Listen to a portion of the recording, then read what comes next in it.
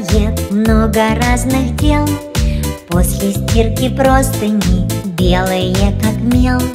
Мама очень вкусные пирожки печет, и под вечер мамочка очень устает.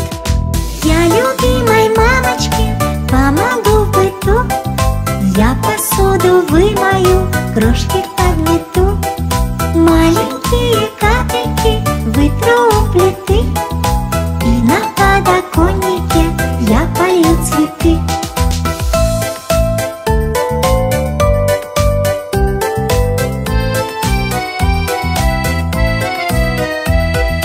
Маминой помощницей я расту в семье.